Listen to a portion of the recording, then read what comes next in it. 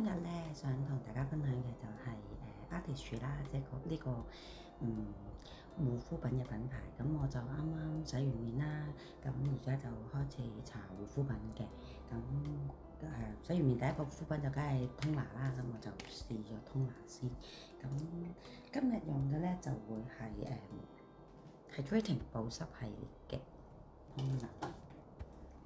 咁啊放咗落手心中間啦，記住唔好太平啊，因為通拿水嚟噶嘛，咁就會瀉得好快。咁放咗落去之後咧，就合埋雙手啦，轉一個圈掃過。咁基本上咧，手掌同手指都會落晒所有通拿喺上面，就可以好平均咁樣拍晒上塊面咯。咁就除咗面之外啦，唔好漏咗頸啦，尤其係譬如下顎呢個位置啦。頸都唔放過嘅，咁就掃開佢，然後咁樣都吸得好快啊，同埋真係都好水潤咯，保濕系列我都幾中意嘅。搽完通拿咧就可以上 eye cream， 咁都係 hydrating 嘅，我就比較中意 hydrating 呢條 line。 基本上好多唔同嘅皮膚情況下我都可以用到，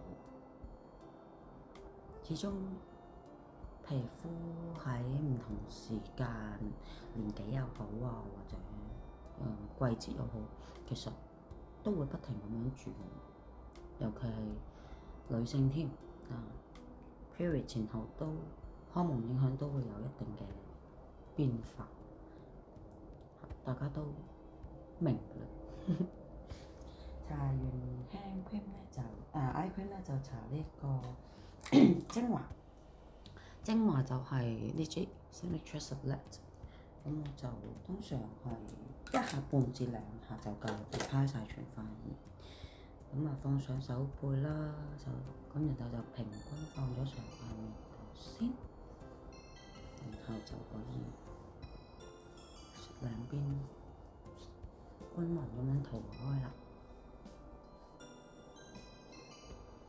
都係啦，唔好漏咗我哋嘅頸同埋下巴呢個位置。咁搽精華就冇乜特別要訣嘅，其實主要都係平均上咗面之後咧，做一啲提升嘅動作，面嘅位置啦，下巴啦，額頭啦，呢啲位置啦，唔好漏咗，咁啊都吸收得好快。然後日頭嘅話就會搽翻防曬嘅，不過咧搽防曬之前就梗係要搽翻個面霜，都係 Hydrating Gel Lotion， 唔錯㗎，呢個好水潤咯，真係 gel 嚟，唔錯。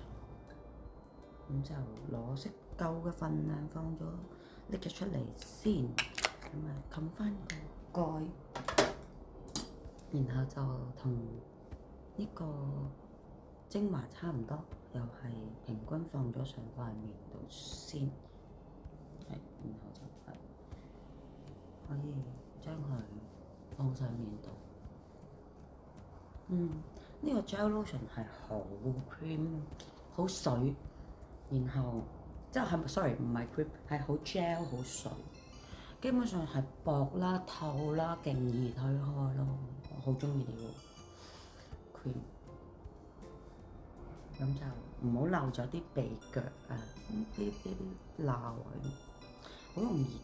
其實好多時搽面嘅時候都會好容易漏咗呢啲，唔記得咗搽。咁樣咯，見到未搽之前咧係冇咁水潤同埋冇咁，見唔見到個反光度？係真係即時補水得好快，唔錯，我中意呢個 Hydrating 色。之後就防曬啦，日頭啊嘛，咁就通常如果呢啲牙膏狀咧，佢係有一定嘅黏度。我譬如係用嘅時候咧，我都唔會我知一大篤大劈一個大圓形咁樣，然後先至整開佢。我通常就會咁樣咯，放開5個點，咁已經係平均咗個份量，會比較易控制啲，先至 apply 上面，係咯。咁啊，搽防曬就記住唔好打圈啊，5點幾平均。OK，兩邊掃開就好啦。係啦，直接兩邊掃開，眼睛都唔好漏，唔好漏咗對眼。眼嘅皮都好，其實好薄，眼都好需要防曬嘅。咁就係咁啦，呢個就係防曬。